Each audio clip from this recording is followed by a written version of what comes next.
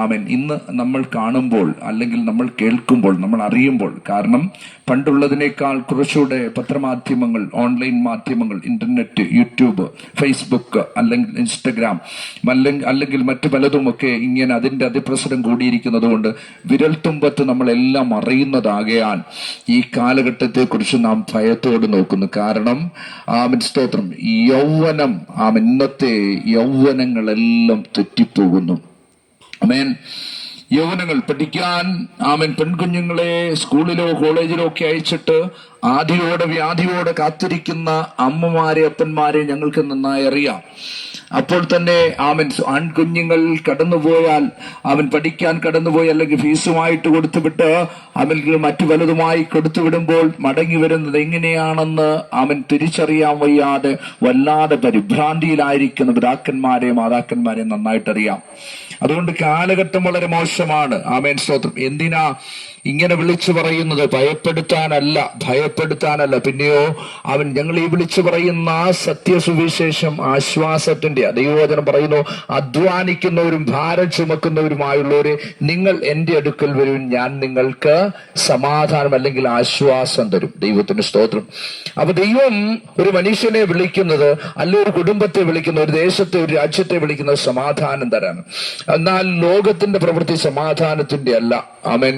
അങ്ങനെ പറയുമ്പോൾ ചിലപ്പോ കേൾക്കുന്ന ചിലരെങ്കിലും ചിന്തിച്ചേക്കാം, ലോകം എന്താ സമാധാനം തരത്തില്ല. ഇല്ല എന്ന് എന്റെ ജീവിതത്തിൽ നിന്ന് എനിക്ക് പറയാൻ കഴിയും. എന്റെ പേര് എനിക്ക് മുൻപേ എന്നെ പരിചയപ്പെടുത്തിയ അഭിഷിക്തനായ പാസ്റ്റർ ബേബി മാത്യു പറയുവാനിടയായി തീർന്നു. എന്റെ പേര് പ്രദീപ് വിശ്വനാഥൻ എന്നാണ്. അപ്പോൾ തന്നെ സ്തോത്രം, എന്റെ ദേശം മാവേലിക്കരയാണ്.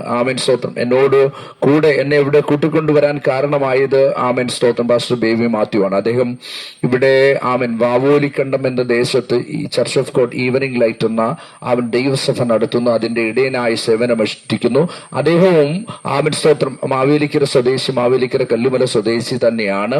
അദ്ദേഹം മുൻപ് പഠനമൊക്കെ കഴിഞ്ഞ് 35 വർഷങ്ങൾക്ക് മുൻപേ പഠനമൊക്കെ കഴിഞ്ഞ് അധ്യാപകനായി സേവനമനുഷ്ഠിച്ചിരുന്നു. അന്ന് അദ്ദേഹം എന്നെയും പഠിപ്പിച്ചിട്ടുണ്ട്. വളരെ ചെറിയ പ്രായത്തിൽ 8ാം ക്ലാസ്സിൽ എന്നെ പഠിപ്പിച്ച് വളരെ വികൃതിയായ, ശല്യക്കാരനായ, കുഴപ്പക്കാരനായ എന്നെ ചൂരലിനടിച്ച് നന്നാക്കാൻ കഴിഞ്ഞില്ല. അദ്ദേഹം എന്നെ ചൂരലിനടിച്ച് ക്ലാസ്സിൽ നിന്ന് പുറത്താക്കുമ്പോൾ പിറ്റേ ദിവസം ഈ അധ്യാപകനെ അടിക്കാൻ മുളവടിയുമായി വീട്ടിൽ നിന്ന് വന്ന ഒരു വികൃതിയായ വിദ്യാർത്ഥിയായിരുന്നു ഞാൻ. കാലമേറെ കഴിഞ്ഞു. സ്തോത്രം. ദൈവം മാറ്റിവെച്ച കാവ്യനീതി പോലെ ഇന്ന് സ്തോത്രം, അന്ന് ആരെ വലിച്ചെറിഞ്ഞോ അല്ലെങ്കിൽ ആരെ തള്ളിപ്പറഞ്ഞോ അതേ അധ്യാപകൻ പിന്നീട് കർത്താവിന്റെ ദാസനായി മാറി. ഞാൻ തള്ളിപ്പറഞ്ഞ സുവിശേഷം, ഞാൻ വലിച്ചെറിഞ്ഞ സുവിശേഷം സ്തോത്രം കൊണ്ടുപോടോ തന്റെ സുവിശേഷം എന്നൊക്കെ പറഞ്ഞ് സ്തോത്രം ചെറികൂട്ടിക്കളഞ്ഞ് അധരം മലർത്തിക്കളഞ്ഞ് അതേ സുവിശേഷത്തിന്റെ വ്യക്താവായി ഇന്ന് ഈ ദേശത്ത് നിൽക്കുമ്പോൾ അതൊരു അത്ഭുതം തന്നെയാണ്. കാരണം ദൈവം അത്ഭുതങ്ങളുടെയും അടയാളങ്ങളുടെയുമാണ്. ആമേൻ. നമുക്ക് ചിന്തിക്കാൻ കഴിയാത്ത കാര്യങ്ങൾ ദൈവം ചെയ്യുമെന്നുള്ളത് സംശയമൊന്നും, നമ്മുടെ ബുദ്ധിക്കെത്താത്ത വൻ കാര്യങ്ങൾ ദൈവം ചെയ്യുമെന്നുള്ളത് സത്യമായ കാര്യമാണ്. മനുഷ്യർക്ക് അസാധ്യമായത് ദൈവം ചെയ്യും. ആമേൻ. അതുകൊണ്ട് തന്നെയാണ് വിളിച്ചു പറയുന്നത്. ആമേൻ സ്തോത്രം. വിളിച്ചു പറയാൻ ദൈവം സമാധാനം തന്നു പോയി എന്ന് പറയാൻ ഒരു ചരിത്രമുണ്ട്, ഒരു സംഭവമുണ്ട്. ആമേൻ. ഒരു കഥയുണ്ട്. അത് നടന്നതാണ്.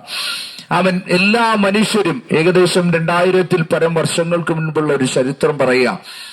സ്തോത്രം. വിശ്വാസയോഗ്യമായ ദൈവവചനമാ പറയുന്നത്. മുത്തശ്ശി കഥയോ കെട്ടുകഥയോ അല്ല പറയുന്നത്. കേൾക്കുന്ന ഹൃദയങ്ങളിൽ അത് 100 മേനി ഫലം കായ്ക്കേണ്ടത് ഞങ്ങൾ പ്രാർത്ഥിക്കുന്നു. സ്തോത്രം.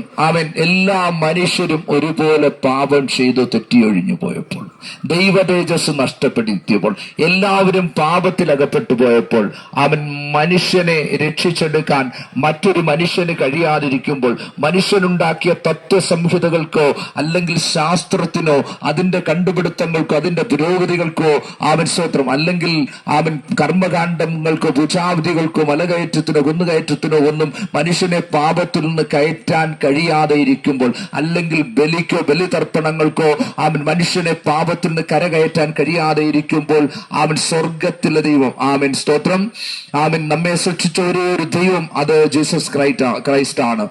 സ്തോത്രം. ആ സ്വർഗത്തിൽ ദൈവമായിരിക്കെ ദൈവത്തോടുള്ള സമത്വം മുറുകെ പിടിക്കാതെ മനുഷ്യനായി വേഷത്തിൽ വിളങ്ങി ഭൂമിയിലേക്ക് വന്ന് പിറന്നു. ശ്രദ്ധിക്കണം. മനുഷ്യനാകണമെങ്കിൽ ഒരു സ്ത്രീയുടെ ഉദരം വേണം, അല്ലെങ്കിൽ ഒരു ഗർഭപാത്രം വേണം. സ്വർഗമത ദൈവം അസാധ്യങ്ങളെ സാധ്യമാക്കും, ദൈവത്തിനെല്ലാം സാധ്യമാണ്. അങ്ങനെ അവൻ ഇസ്രായേലിന്റെ പച്ചമണ്ണിൽ യഹൂദയിലെ ബേത്ലഹേമിൽ കന്യകയായിരുന്നൊരു മറിയയുടെ ഗർഭപാത്രത്തിലേക്ക് സ്വർഗത്തിലെ ദൈവത്തിന്റെ ആത്മാവിന്റെ പരിശുദ്ധാത്മാവിനാൽ ബീജം നിറച്ച് അങ്ങനെ ദൈവം മനുഷ്യനായി വേഷത്തിൽ വിളങ്ങി. യഹൂദയിലെ പാലസ്തീനിലെ യഹൂദയിലെ ബേത്ലഹേമിൽ കന്യകയായിരുന്ന മറിയ, പുരുഷൻ തൊടാത്ത കന്യകയായിരുന്ന മറിയയുടെ ഉദരത്തിലേക്ക് ബീജം വീണപ്പോൾ അവൾ ഗർഭിണിയായി. ലോക അപവാദം വരുത്തി എന്ന് പറഞ്ഞ് കല്ലെറിഞ്ഞു കൊല്ലാൻ നിൽക്കുമ്പോൾ സ്വർഗത്തിലെ ദൂതൻ ഇറങ്ങി വന്ന് പറഞ്ഞു, അവളെ തുടരുത്, അവൾ കന്യകയാണ്. സ്തോത്രം. കന്യക ഒരു മകനെ പ്രസവിക്കണമെന്ന് ദൈവവചനമുള്ളപ്പോൾ, പ്രവാചകന്മാർ കുറിച്ചു വെച്ചപ്പോൾ, ആർക്കും അതിനെ നിഷേധിക്കാൻ കഴിയാതെ ഇരിക്കുമ്പോൾ യഹൂദയിലെ ബേത്ലഹേമിൽ ക്രിസ്തു എന്ന ലോകരക്ഷകൻ പിറന്നു. കന്യകയുടെ ഉദരത്തിൽ ഗർഭപാത്രത്തിൽ 9 മാസവും 9 ദിവസവും 9 നാഴികയും 9 വിനാഴികയും കഴിഞ്ഞ് ക്രിസ്തു സ്തോത്രം ഉരുവായി ഈ ലോകത്തിലേക്ക് പിറന്നു വീഴുമ്പോൾ സ്വർഗത്തിലെ ദൂതന്മാരിറങ്ങി ആട്ടിടയന്മാരോട് പറഞ്ഞു, സർവ്വജനത്തിനും ഉണ്ടാകുവാനുള്ള സമാധാനമാകുന്ന ക്രിസ്തുത യഹൂദയിലെ ബേത്ലഹേമിൽ ജനിച്ചിരിക്കുന്നു. വേദപുസ്തകം വിളിച്ചു പറയുന്നു, വഴിയമ്പലത്തിൽ സ്ഥലമില്ലായകയാൽ